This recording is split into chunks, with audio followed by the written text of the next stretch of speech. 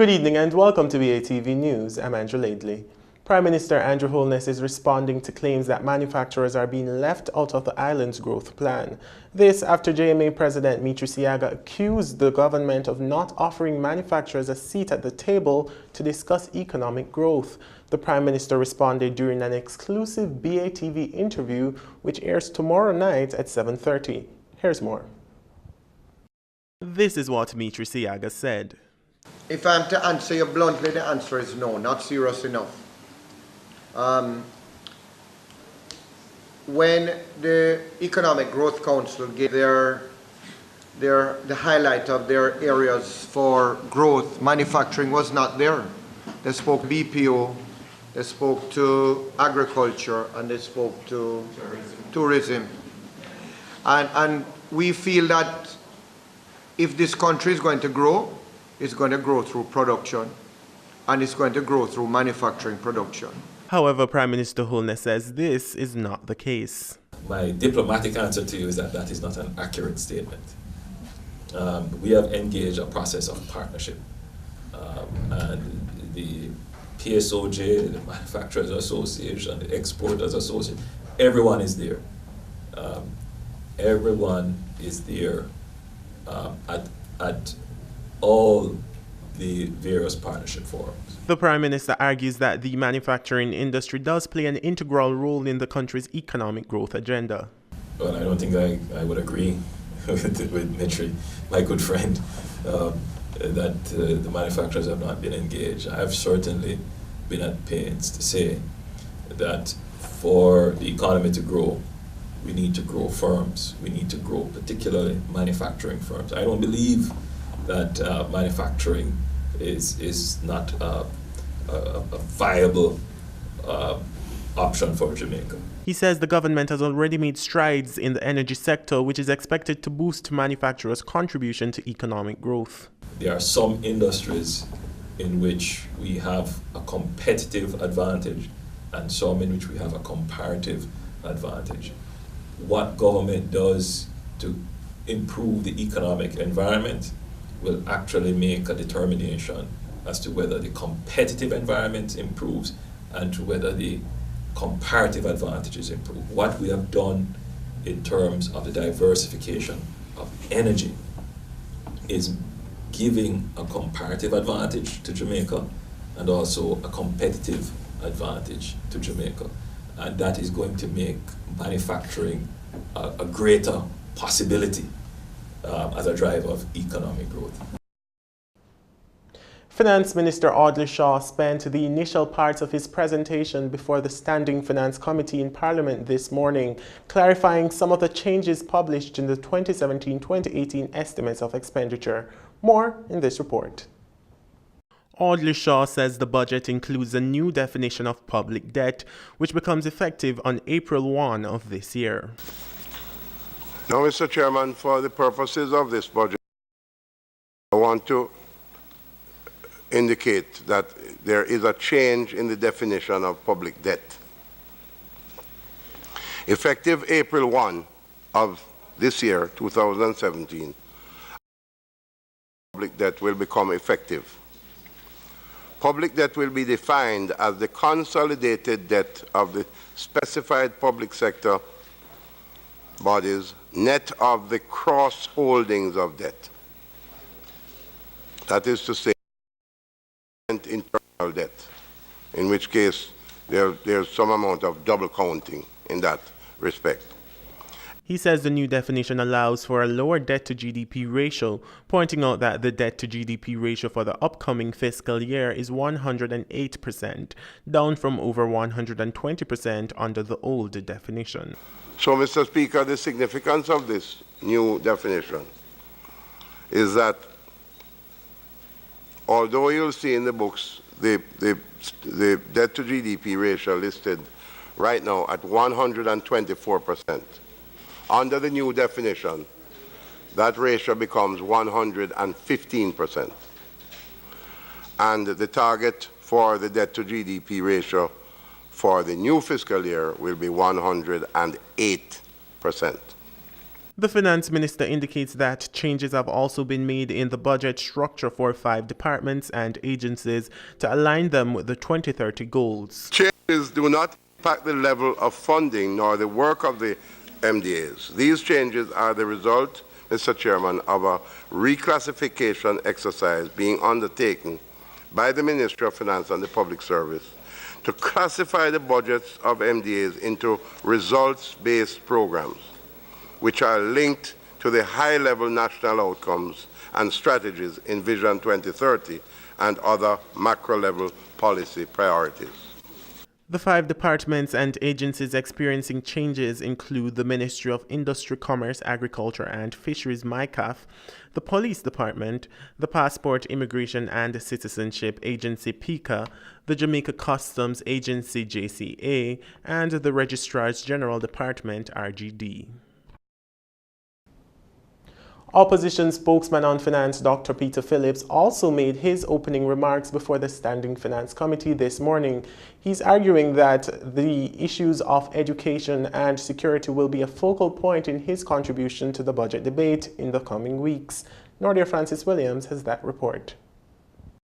Dr. Peter Phillips says he's concerned the government is focused on achieving economic growth to the detriment of much-needed development in other critical areas. One of our main concerns in this relates to the adequacy of the provisions in what I would call the key developmental sectors, which represent the key challenges that the country faces: education, and the provision of security services and health services. Because even as we seek to meet the economic reform, it is important that the country continues to chart a path towards positive development. He says the government should take issues of education and security seriously, arguing that these are great areas of need in the society. Which would imply, at the basic minimum, the ability to offer quality education to all its people, and the ability also to provide basic security to the citizens, freedom from fear, freedom from murder and other impingements on their security. Dr. Phillips also called on the finance minister to indicate why the Auditor General's report have not been tabled. I am anxious to hear directly from the minister regarding particularly the question of the Auditor General's report, and then we can then proceed with the specific question. For BATV News, I'm Nordia Francis Williams. And still to come, NSWMA divestment one step closer to reality. The details when we return.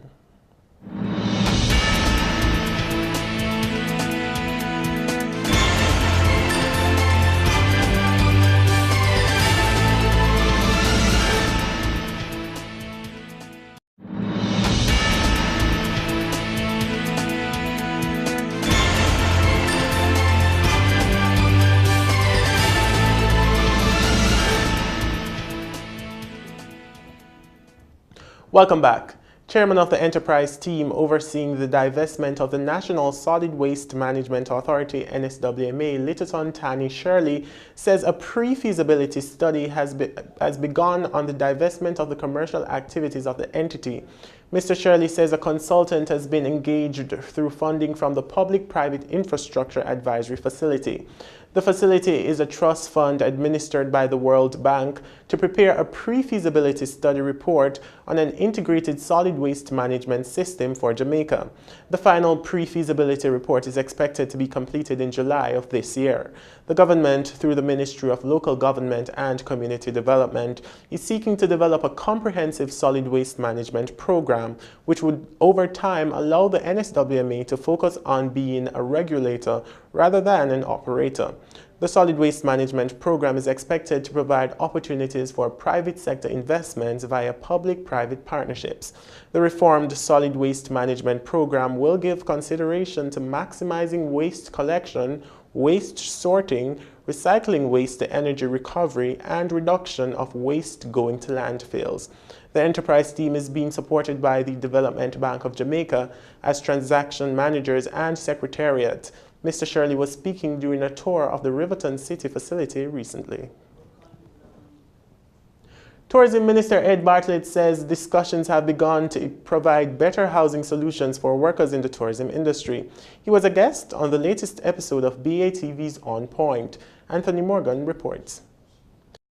Tourism Minister Ed Bartlett says he has been discussing the way forward for tourism in Jamaica with the International Monetary Fund, IMF. How do we enable our people to benefit from the tourism industry, to build what we call the absorbing capacity, to convert the demand that tourism brings, right, into real dollars that stays in their pocket. And then you have to look at the carrying capacity.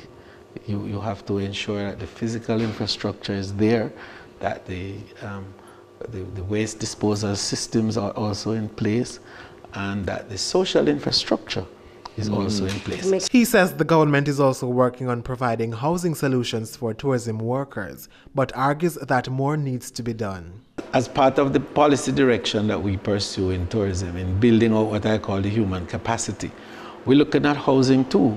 And we are partnering with the HAJ this year in doing a number of solutions for some of the tourism workers. But that is only to give a direction. That can't be the answer. In the meantime, the minister says he's encouraging more private-public participation in the tourism sector in areas including real estate. One of the things that I believe firmly in, as you know, is the market. Yes. And the market is a great definer of what are the acceptable parameters. And it determines what stays and what doesn't stay. And I think that the whole role of demand and supply determines where money goes. And I think that real estate for Jamaica has always been an area that is having a hugely unmet demand. For BATV News, I'm Anthony Morgan. The Agricultural Competitiveness Program has received an allocation of $180 million to improve the sector's performance on the national and international markets. The program is expected to increase the capacity of small and medium farmers to access national and international markets, improve the performance of the country's food quality and safety management systems, as well as to foster development of agricultural and agro-processing value chains. Targets for the 2017-2018 fiscal year include updating and strengthening the mechanisms of public and private sector interactions in addressing food safety, plant health, enhancement of the technical capabilities of officers, surveillance, quarantine, and response to plant pest emergencies. The project began in November 2010 and is slated to end in May this year. Funding is provided by the Inter-American Development Bank. The managers of 2 historical sites are trying to cash in on the benefits that can accrue from heritage tourism initiatives. Improvements are taking place at the Seville Great House and Heritage Park in St. Ann and the Good Hope Great House in Trelawney to benefit from the increased visitor numbers. The Seville Great House is getting a facelift with funds allocated under the National Protected Areas Project. Operations Manager at the Seville Great House and Heritage Park, Jamaica National Heritage Trust, Claudette Anderson, said the aim is to bring more visitors to the site and to capitalize on its rich history. Meanwhile, General Manager of the Good Hope Great House, James Robertson, told JIS News that between 80 and 90,000 persons visit the Great House every year to experience the Jamaican culture. He said that continuous restoration work has been done on the 17th century building on the former sugar plantation by its 4 owners in the last 250 years. In the meantime, the Culture Minister is lauding the work being done by the private sector entities in the area of heritage tourism. She said an increasing number of private individuals are purchasing heritage properties and transforming them into viable centers for heritage tourism. And stay with us. Regional and international stories are next.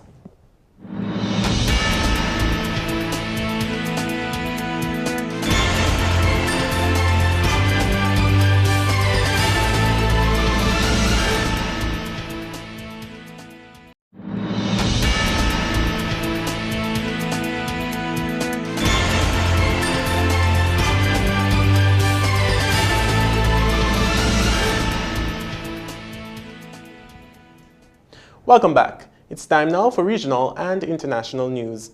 4 months after Hurricane Matthew devastated southern Haiti, residents say they hope a colorful carnival will bring back tourism and give their economy a much-needed boost. Julian Kitchener reports. Haiti's National Carnival has brought song and dance to the port town of Lake High. But the joy in the streets cannot disguise the desperate need for financial help. It's been 4 months since Hurricane Matthew devastated the region, killing almost 900 people and leaving tens of thousands homeless. Survivors say the town needs to rebuild. We don't only want to dance, we also want to build. The country is destroyed, as can be seen in my area. We are here to send a clear message. If it rains, farmers in general don't know where to sleep. And the Department of Tourism says the carnival is helping in a big way. 36 hotels were destroyed after Hurricane Matthew. Also, our beaches and some water streams were affected. We could say the losses were valued at some $14 million. But today, we're taking part in the National Carnival. Today, all the hotels are fully booked. One of the pledges of newly elected Haitian President Jovenel Moïse is to boost the economy. The people of Lake High hope the carnival paves the way for just that. Rural America helped Donald Trump win the U.S. presidential election, in part because of his promise to protect U.S. farmers. But since taking office, Trump has scrapped the Trans-Pacific Partnership TPP that was expected to expand agricultural exports by $4 billion a year. Al Jazeera's Diane Easterbrook reports. DeKalb County is in the heart of Illinois corn country. 90% of the land here is used for agriculture. Like many of his neighbors, fifth-generation farmer Jamie Wellrett voted for President Donald Trump because of his business experience and promises to roll back environmental regulations. Some of the Clean Water Act and some of the things that were coming down the pipe that way that we've been seeing certainly affects us from a cost standpoint and makes part of our lives more difficult. Rural America helped sweep President Trump into the White House on his vows to lower regulatory hurdles and cut taxes. That struck a chord in this part of the country, where many farmers are seeing their incomes shrivel because of weakening demand for food and an oversupply of grain. But since taking office, President Trump has hit a sour note with farmers when it comes to trade. He scrapped the Trans-Pacific Partnership that was expected to expand agricultural exports by about $4.5 billion a year. Now he's talking about revamping the North American Free Trade Agreement. U.S. agricultural exports to Mexico and Canada have increased fivefold to nearly $40 billion a year since NAFTA was passed nearly 23 years ago. The trading pact has also helped make Mexico the largest buyer of U.S. pork. Hog farmer Robert Johnson says if the president makes it more expensive for Mexico to buy from him, it will buy from farmers in other countries instead. This is really a world economy, and we're part of that world economy. We're not going back to the 20s where we put up trade barriers to the whole world and just try to take care of ourselves. The president has yet to say how he would change NAFTA or what trade deals he might seek with other nations. But both Wellrett and Johnson worry anything that makes it harder for U.S. farmers to compete in a global marketplace could make it harder for them to hold on to their farms for another generation. Diane Easterbrook, Al Jazeera, DeKalb County, Illinois. Starbucks is making a big bet on Italy, the home of espresso, with plans to debut in Milan late next year with a sprawling super premium reserve roastery in a turn-of-the-century post office building. Harvey Biggs reports. The world's biggest coffee seller is taking the plunge on Italy, the home of the espresso. Starbucks is betting big on plans to debut in Milan late next year with the sprawling super premium reserve roastery in a turn-of-the-century post office building on Piazza Cordusio. Italy has the 7th highest per capita coffee consumption in Europe according to the European Coffee Federation, and wooing Italian coffee drinkers is a long-term goal of the company, which did originally plan to open its first cafe in Milan this year.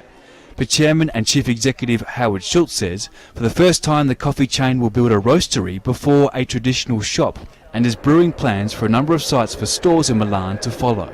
Starbucks spent a reported $20 million on its first roastery in its hometown of Seattle in 2014 The company has reserve roastery projects underway in Shanghai, Manhattan and Tokyo, and plans to build as many as 30 such projects over time, all part of its strategy to dominate the craft coffee market.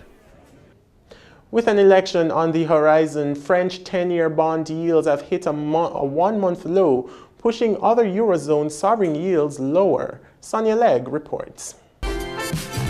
His economic proposals may be paying dividend already. Emmanuel Macron only made a promise to cut corporation tax and 120,000 public sector jobs last Friday. Just days later, and two polls show the centrist candidate is gaining ground in France's closely watched presidential election. He's candidate François Fillon, and both polls suggest the former economy minister would easily beat the far-right's Marine Le Pen in May's runoff. Although after Brexit and Trump, few are prepared to rule out a shock. We simply don't know. I would actually say that we really have no better guesstimate than 50-50 as to the likelihood of a sort of like a market negative outcome from the election. Unease at Le Pen's strong showing has hurt French government bond yields in recent weeks. Her anti-euro stance unnerving investors. The latest poll findings sent 10-year bond yields to a one-month low. Macron's alliance with another centrist candidate may have also helped, along with a promise to bring growth back to rural areas. I will defend measures of guarantee and protection for farmers, so when world prices suddenly crash or there's volatility as we've seen with milk, you can still survive. Farmers could once be relied on to back mainstream conservatives, but years of crisis in the sector have left them feeling unloved by politicians. Le Pen will try and show she cares by visiting the Paris Agricultural Fair later this week. She is still expected to lead the first round of voting in April, but then lose to Macron or less likely Fillon in the May runoff. Talking Stocks is after the break.